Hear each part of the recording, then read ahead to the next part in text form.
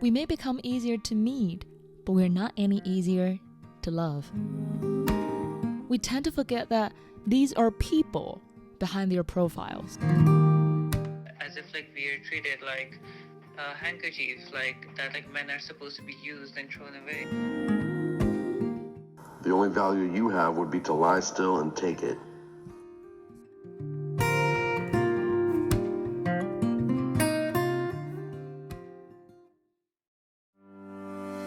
Welcome to another episode of the Toolkit for Our 20th podcast.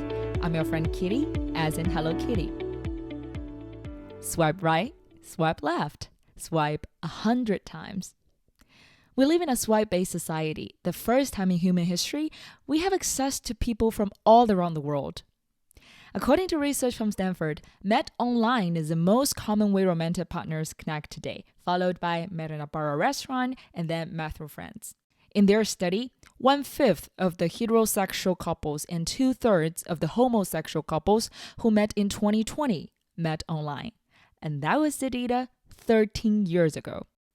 By registering for dating app, be it Tinder, Hinge, Bumble, OkCupid, Blue, Grindr, Field, Coffee Miss Bagel, Tantan, so and any other similarly functioning applications in the market, you tacitly agree to meet people, interact with many at once, and take risks of being disappointed and disappointing others, of making bad acquaintances, or receiving unwanted messages. But you also risk having unusual encounters, having great interactions, and maybe finding the love of your life. I have only started using these dating apps for slightly over a month, and yes, these little apps are really interesting. And the more I use these apps, the more questions I get curious about. What determines which profiles we see? What type of profiles get more likes? How to decide who to match and also who to date?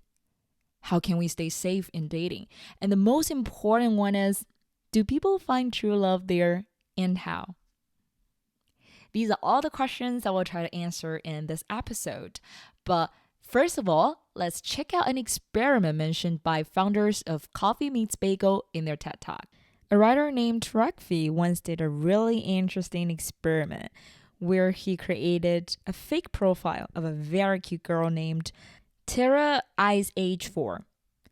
She's 23 years old, lives in Beverly Hills, California.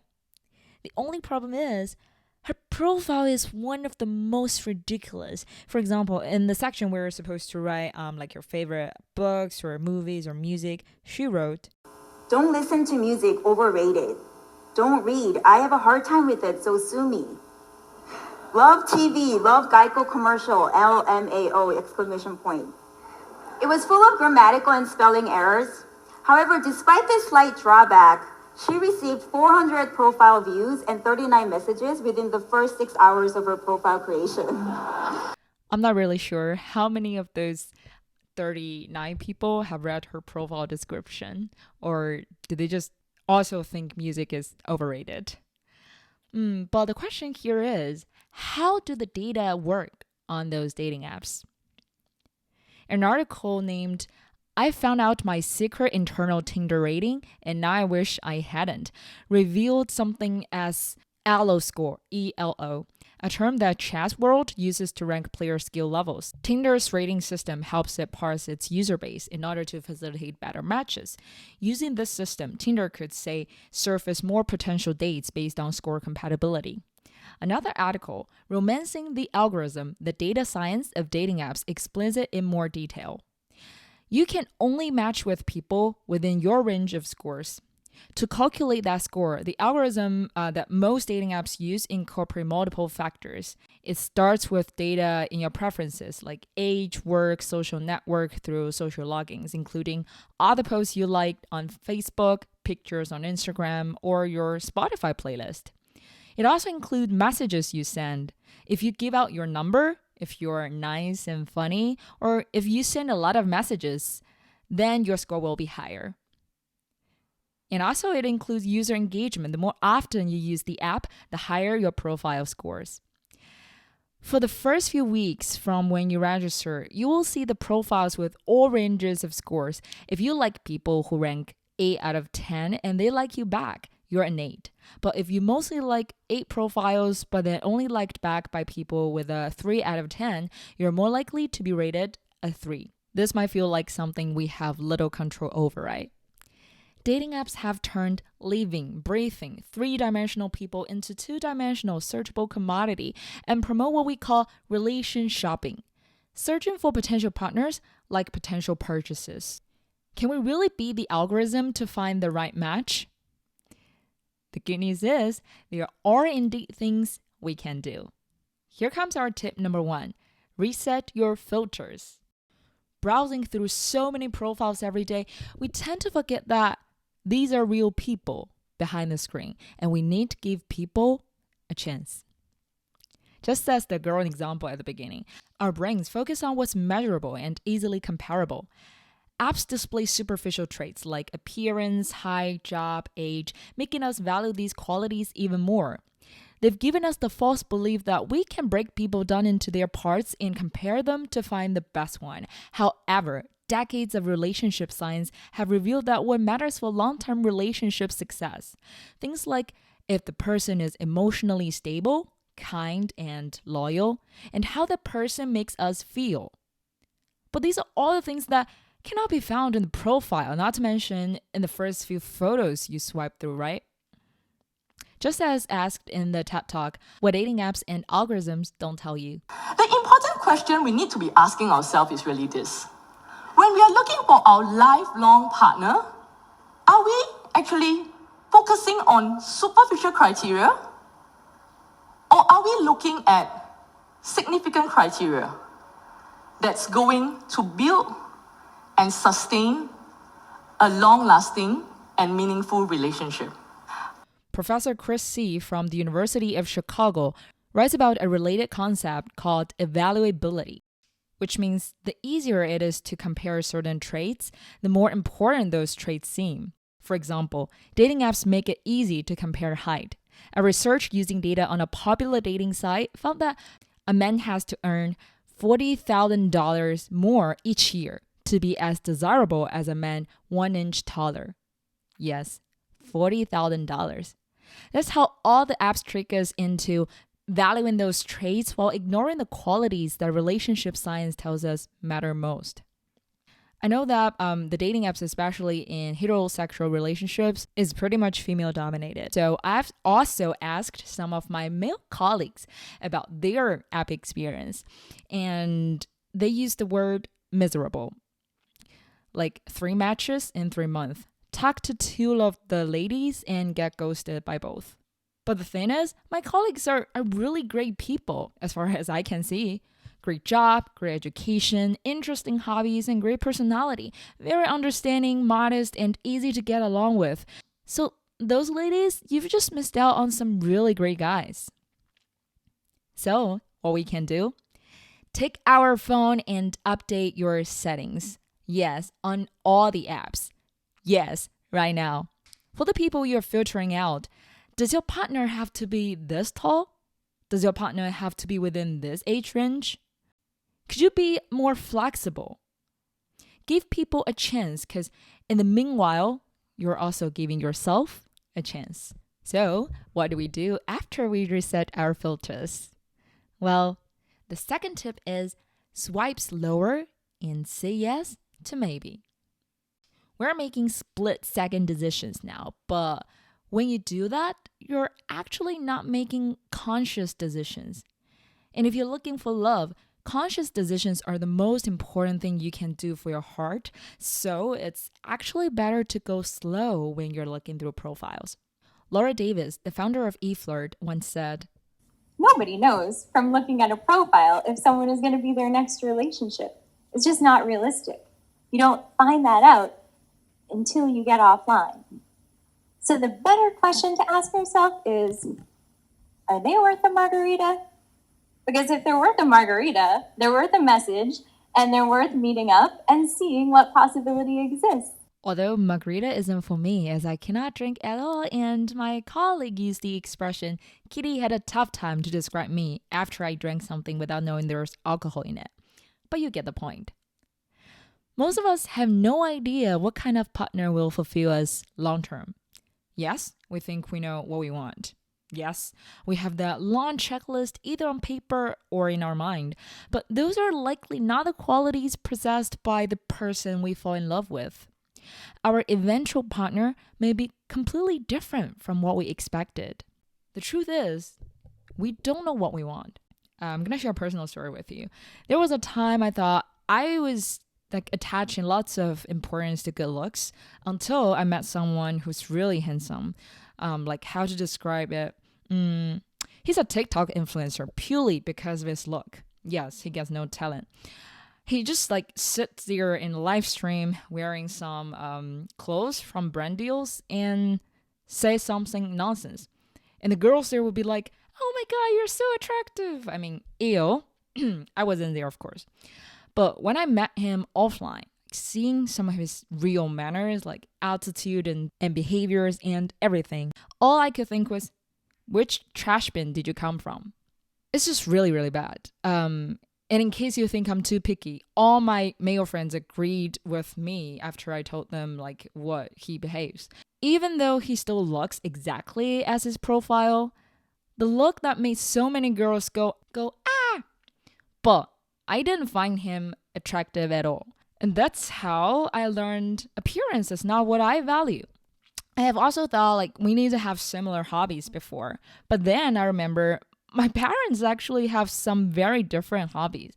My mom doesn't fancy reading at all, but my dad begins his reading on the toilet every morning. Sorry, Dad. And I say, it takes some time of exploration, it takes some trial and error to understand what you really want. In the talk, Laura also mentioned a survey they did with their clients. When they send out a match to their clients, they ask them to respond with a yay, nay, or maybe, and they track the data to see how their relationship evolve. The interesting finding here is almost everyone who's in a relationship now are with people that they only initially said maybe.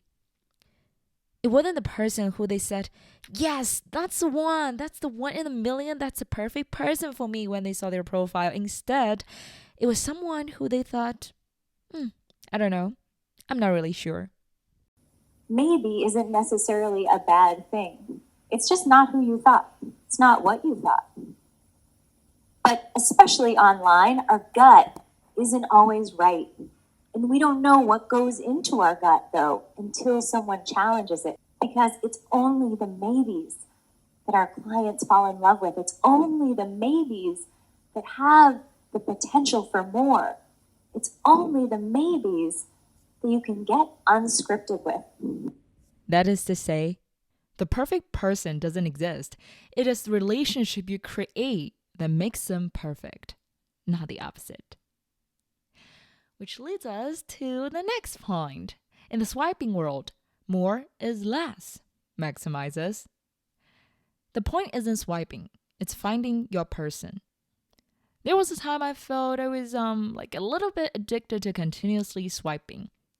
It's exciting to see whether there will be a match after I swipe right. So I ended up spending too much time on reviewing profiles/resumes and not starting any real conversation. As mentioned in the last episode about how to break up with our phones, dating apps rely on something called intermittent reinforcement, the delivery of reward at irregular time intervals. Similar to gambling, really. It is the addictive feeling of not winning every time. And this kind of uncertainty makes you more invested. The feeling of the unknown keeps dating app users hooked. We never know who is going to come up next, and that is very exciting. Aside from the dopamine hits we get, there's a worse consequence: choice overload. A cognitive impairment in which people have a difficult time making a decision when faced with too many options. After so many swipes, we start to think, what if I had chosen someone else to date?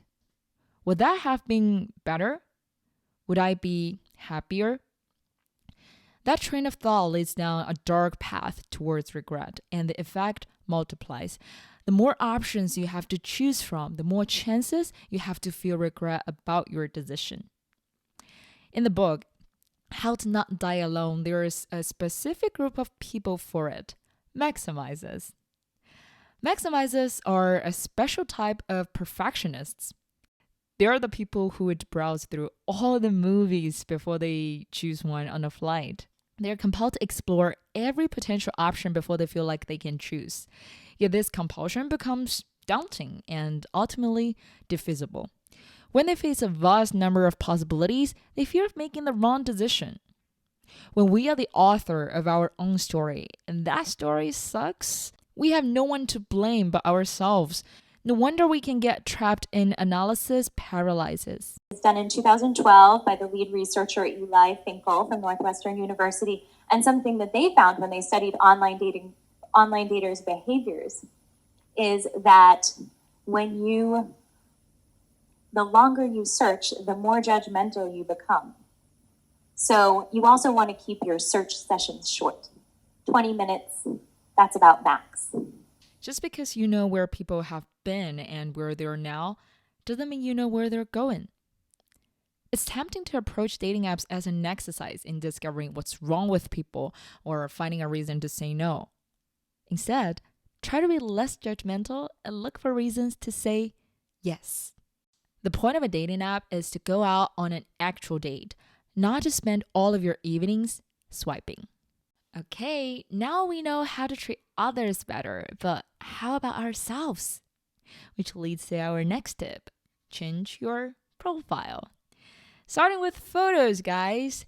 No more topless selfies in your bathroom, okay? I know a guy who's good on all other aspects, but you cannot see all of his face in his profile photo. And he said he used to have a selfie in the bathroom and he got 0 likes with that photo on. Yep, that's true. Studies have shown that selfies perform poorly, especially bathroom selfies, which decrease your chance of getting a like by 90%. And study also revealed that when the man was shown topless in his profile picture, women judged him to be higher in risky sexual behavior, lower in social appeal, and lower in competence. Interestingly, I didn't find much research for women, so I changed my gender to men and my preference to women to conduct competitor analysis. As a product manager, all girls look really gorgeous. Seeing their photos, I feel like I don't even stand a chance. So I guess keep up the great work. Another finding: posing with your furry friend in a picture is a surefire way to increase your number of matches. I guess that explains why I see so many guys holding a puppy. But when I ask, is this your puppy? They normally say it belongs to a friend or other family members. A little bit disappointing, actually. Some other tips include try to include photos where you spread your arm or holding an Apple product, or just do more spelling checks. Did I take these advice and update my own photos? Not really, but you get to decide. And one thing I'll never get is why so many guys would include one, if not more, photos taken with other ladies, especially very beautiful ladies. Dude, what do you want to say? You're so attractive? You have so many women around? I once swiped right on a guy like this on purpose. He even has a PhD from Cambridge or something. Just because I want to ask him, why would you do that? I'm extremely curious. He never replied. Also, write a thoughtful profile description. The point of a profile is to spark conversation, not come across as overly clever. Make sure a profile creates opportunities for people to follow up and connect. Focus on what you like, not what you don't. Your vibe attracts your tribe. Focus on what brings you joy, not what you hate or are trying to avoid. While it seems obvious, a good profile should represent you, not an aspirational version of yourself. Being upfront about who you are will help save you heartache down the road. Well, if you're following, now you might might be getting more matches. And what do you do next? Craft your opening line and get the conversation going. The two opening lines I hate most on dating apps are "Hi" and "How's your weekend?" The first one will get a "hi" back because I'm trying to be polite. The second one, I might just went on a date last weekend, and do you want me to go into details? Ladies and gentlemen, be specific. The goal of an opening line is to get a conversation going so that you can meet someone in person. Hey, it's Kidding Editing. As I just picked up my phone, I want to add 2 more points. Don't start your conversation with "yo" or "do you want me to buy some crypto?" Look at the profile and comment on something subtle, a detail that not everyone will notice. I have creating video content on my CMB profile because I have a video channel which has 40,000 followers and it's not getting anywhere. And almost everyone would start with, "What type of content do you create?" My answer has shortened from a paragraph to a few words and to one word. I really appreciate that it took the time to read the info there, but I'm also a little bit fed up with answering the same question over and over again, and it makes me feel I'm filling my job application form after I upload my resume. What's worse, some of you guys don't read profile description. I can't remember how many times I have been asked what my job is when it's written on the first line of my profile. I can't remember how many times I've been asked, what do you study as a student? Is it possible that I've been working for almost 2 years now and it's also on the first line? Although I cannot speak for all ladies, there are some red flags or say things I despise in conversations. 1, stereotypes. I've talked to a guy who's good at photography and he says, all girls like taking photos. Excuse me? I 100% hate taking photos myself. And all the photos on my profile are just actually thumbnail photos I took for my video channel. Another one is making assumptions. You watch Marvel. You must do it because of Chris Hemsworth. What? Why can't I do it because of Tom Hiddleston? I know I'm being a little bit picky here, and I won't really homage a guy when he just says something one thing wrong, but it definitely left an unideal impression. However, some cases are intolerable. A guy once started talking about his ex and ex in the first 5 sentences after we started to chat. Oh, they went to Stanford. Oh, they're rich. Oh, they have an MBA. I was quite confused, honestly speaking. So I asked a male friend, why would he keep bringing that up? What are you guys thinking when you brag about your ex at the start of a conversation? And my friend told me, oh, it's like when women say their ex drives Rolls Royce. Okay, got it? Unmatched. And for God's sake, keep the momentum going. One of my male colleagues was sharing a technique with another male colleague the other day, saying, men should text in the first 2 days and then stop on the third to wait. Wait for what? My inner voice is like, you two single guys, one dares to teach and one dares to listen. As a lady, I'm telling you it's not going to work as we normally have countless chats open. Yeah, countless. And 2 days are not enough for us to even match your face with your name. Human beings are programmed to save energy. So, why would we spend time reaching out to an indifferent stranger? Another pro tip. Don't just reply with haha. There's a fine line between haha and ha ha ha ha ha. Alright, I have got to admit something here. When I first jumped into the world of dating apps, I asked my friends, especially those who are in stable and long relationships, for advice. I trickily asked them, hey, got any insider tips or tricks you can share? And what surprised me was that they all had the same golden nugget advice, which is be sincere. That's right. No games, no skills, no disguise. Their advice was simple. Just be you. Because at the end of the day, there's going to be someone out there who's going to love the real, authentic you. And in order to find that person, we need to talk about our next point. Meet in real life. People chatting online can get really close really quickly, and researchers call it hyperpersonal communication. Where we idealize the sender of the message. We take time to craft messages that depict our best selves. And then we interpret messages in a way that serves to enhance intimacy in the relationship. And online daters, they're lying too. Research has found that many lie about their height, their weight, their romantic intentions, their interests, and some even use photos of other people. On a second thought, the guy with crypto PTSD, he's definitely a victim of all these scammers, and it's such a sad story. I don't think anyone will just go on these dating apps with the intention of buying crypto. And after he has been hurt for so many times, when he met some real person, me in this case, he crafted an opening line that kills another chance. So here's my tip. Get to the actual date as quickly as possible.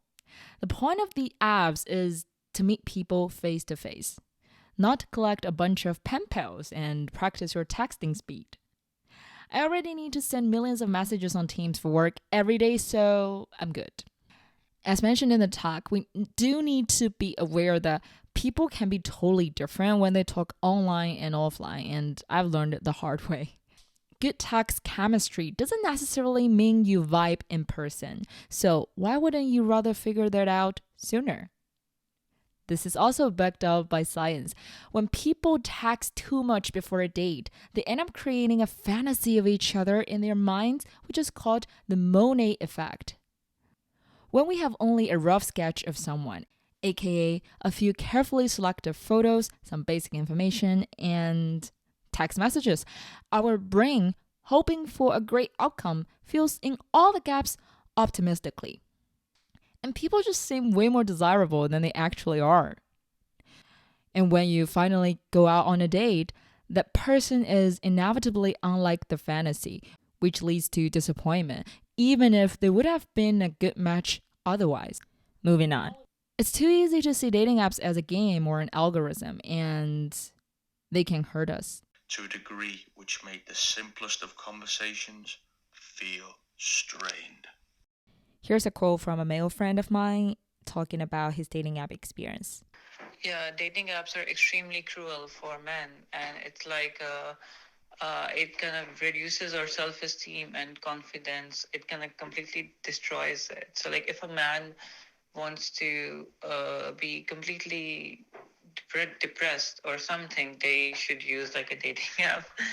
And the thing is like even though I get a lot more matches, like a lot more matches than the people here, so I get like, if I use it, like I can get like 20 matches or something per week, which is a lot for men.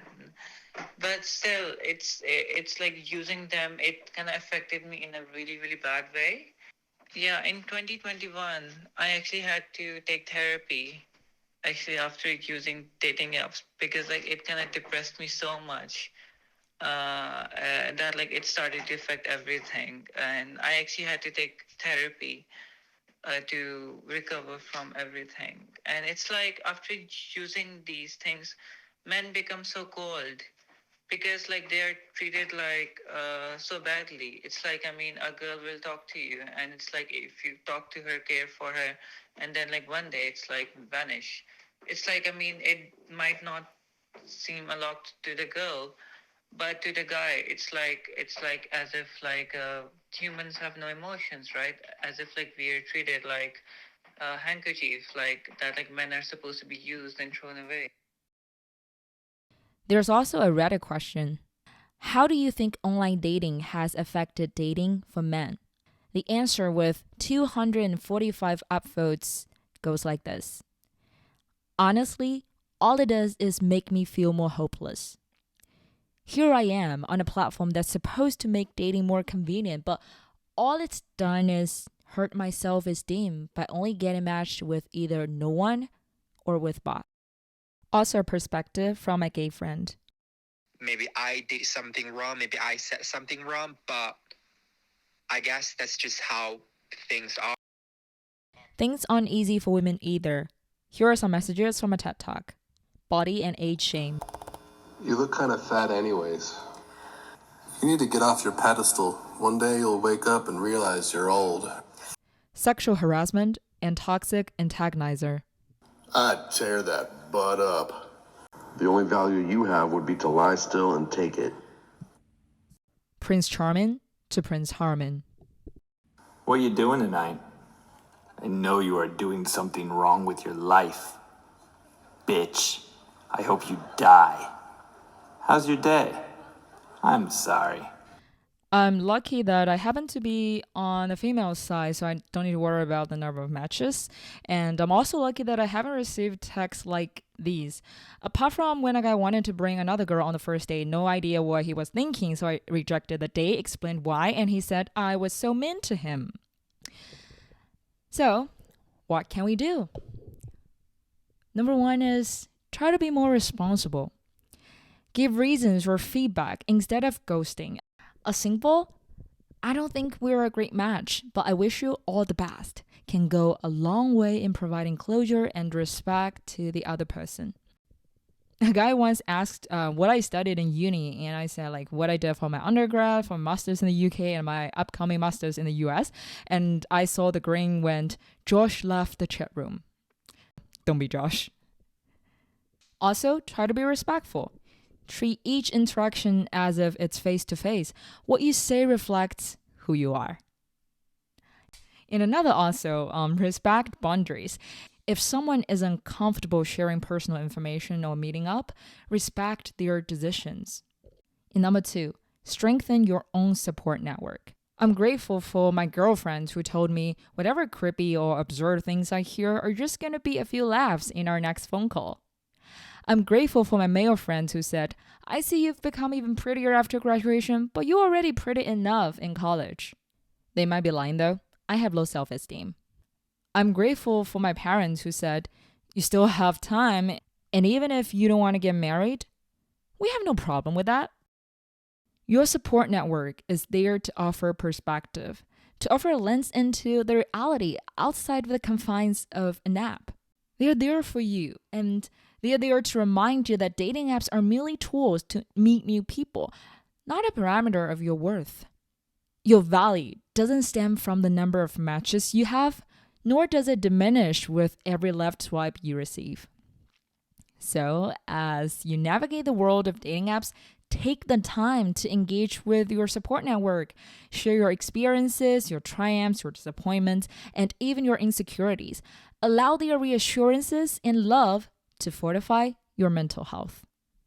Remember, the journey to find love or companionship is a personal one, laden with its unique challenges and rewards. While dating apps are a part of this journey, they don't define it.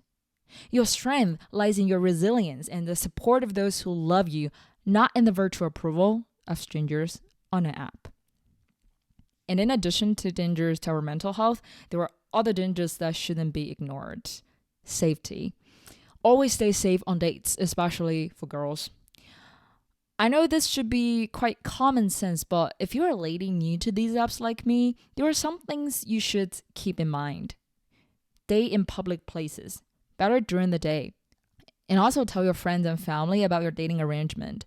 It's perfectly fine that you're looking for like one night stands, friend with benefit or hookup. People have different needs, and there are apps that target this exact market segment. There's even a dating app targeting married couples, and its slogan is, life is short, have an affair. But if you're looking for something more serious, if you're more culturally conservative, like me, I was born and raised in mainland China. Keywords like go to my place, hang out in your flat, or Netflix and chill should all ring a bell. I once knew a guy who wanted to spend 5 days in a row in Manchester where I live and wanted to stay in a hotel near my place. That's standardized creepiness for someone who you haven't even met before, and I just canceled the date straight away. The worst case scenario is just to run away. The excuse I used in university for is not for a date though. It's for a boring get together is, sorry, just gotta call. My roommate broke a leg. I've gotta go. Sorry, roommate. I'm really sorry. So yeah, if someone ever hears this bad news from my roommate, you know that there isn't such an unlucky person today breaking a leg. I don't even have a roommate now. When I was doing research for this episode, I listened to a podcast on this topic, which was recorded in 2017. And people at that time still thought all these apps were just for one-night stands, multiple hookups, and nothing serious. But that is not necessarily the case, nor does it have to be. One of my friends met her boyfriend on OkCupid, and they've been together for over 2 years now. As with all relationships in our lives, we make the rules. So, swipe slower, date smarter, and love deeper. Although this entire episode is about dating, I want to add an extra note. You are not a half waiting for your other half to appear. You are already whole. Yes, you're already complete. You're good enough, and you're very much loved. So when you're not on dating apps, spend time working on yourself, working on figuring out who you are, what you like to do, who you want to be, and also loving who you are. And then one day, when the paths of you two cross with each other, you get to experience the most beautiful thing in the world. May you be brave enough to love, to enjoy the beauty of affection, and to also experience the pain it brings. Embrace the romance and freedom that love offers, but also accept the regrets and losses that comes with it. Call out with all your passion and respond in kind. Although life may be long, between birth and death, there is only love. 亲爱的人，亲密的爱人，谢谢你这么长的时间陪着我。亲爱的人，亲密的爱人，这是我一生中最兴奋的时分。这是我一生中最兴奋的时分。